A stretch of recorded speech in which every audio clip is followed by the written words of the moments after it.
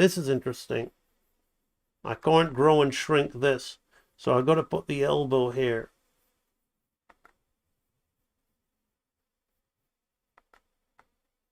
Put the elbow here like this.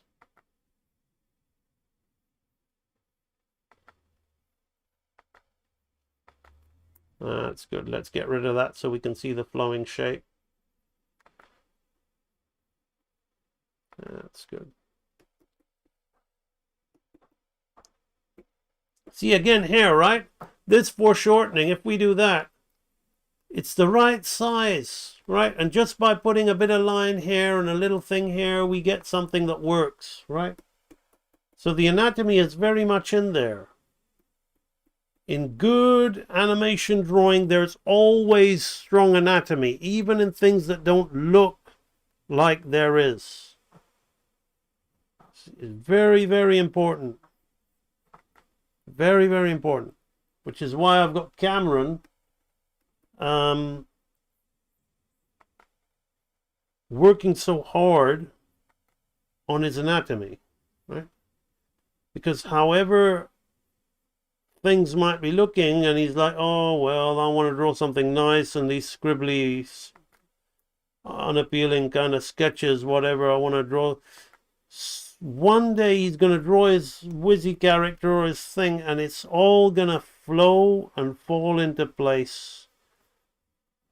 It's also worth, Cameron, you doing drawings like this. Now, don't just copy my thing off the screen, right?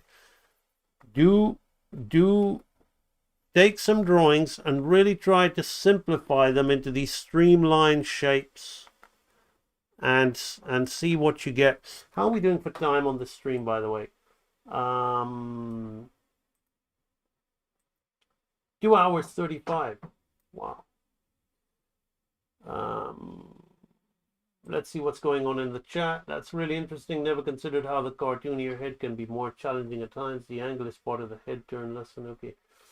Animation reminds me of the genie's dance from Never Had a Friend Like Me. Yeah, it does kind of in a way. Yeah, I'm kind of drawing from my days of animating the genie, which I did.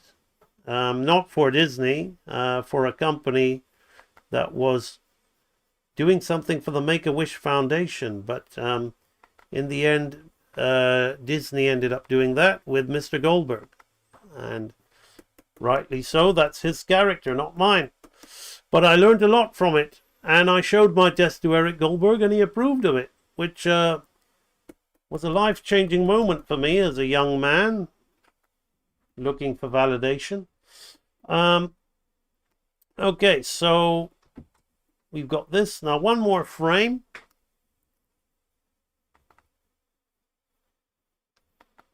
So Elena, hopefully you will see this stream. I have basically, now I'm going to put that, I'm going to come down on 2/3 just on that to get the toe, right? I'm not going to float that toe in the air, right? We're going to get the step proper. Everything else will be a half, right?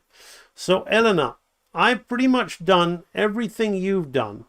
Even kind of just done very linear, one in between through, right? Between the downs, the pass, and the up and the contact, right? Although this could do with some more in betweens actually, but let's just have the hand there. That's where I'm wanting to put it.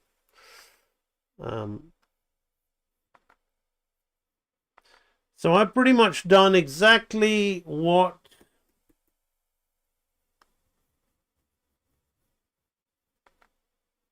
you have done, but done something a little bit different. I've pushed the slow in and slow outs and changed the arc. Change the arcing of the head and change the arcing of the hips, right? Which is gonna make a huge difference to the whole flow of the piece. So this goes back to the law of arcing. Arcing diming, slowing in and slowing out. So there we have our flowing steps there like that. Now, hopefully I'm going to copy these, and I'm going to close it down if it struggles. Edit based panels. Edit based panels. Right. And restart it. There we are. Wonderful. So we can see that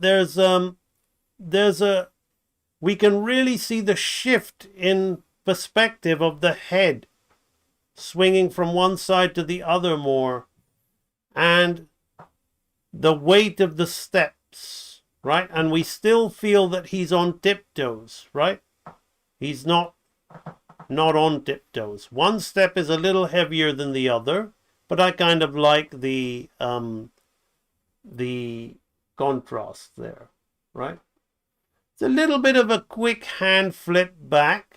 I would probably add in one more frame on the last steps, like between here and here, but then that might cause the cycle to have problems.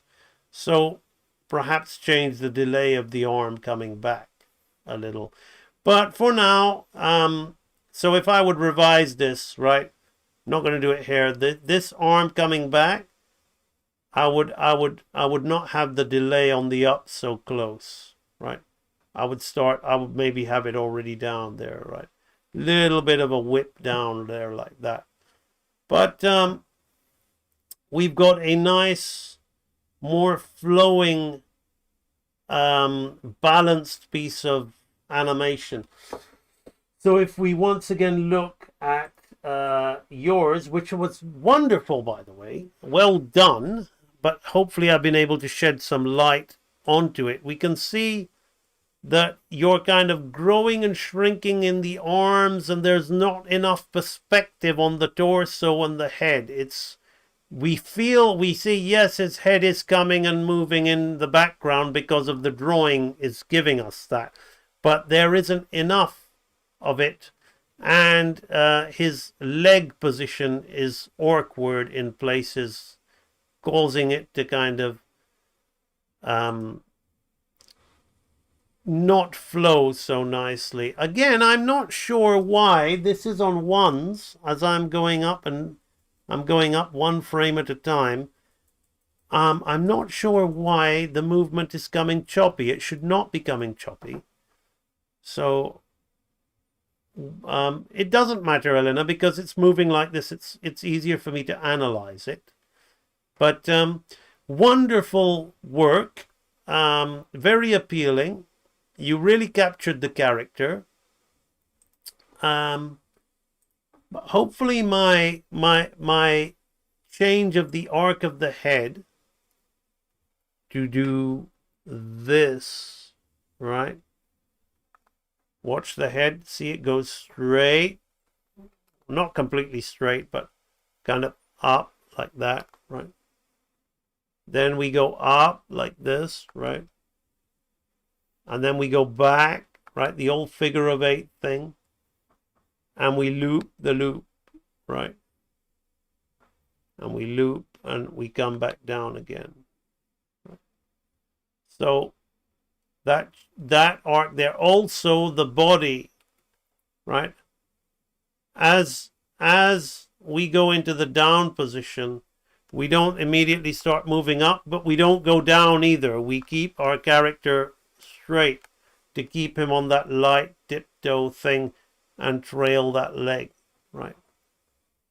So everything else is a pretty similar arc there, like that, what you have on the arms. Wonderful, lots of fun doing that. Right, I'm going to see if you have any more questions for me in the chat.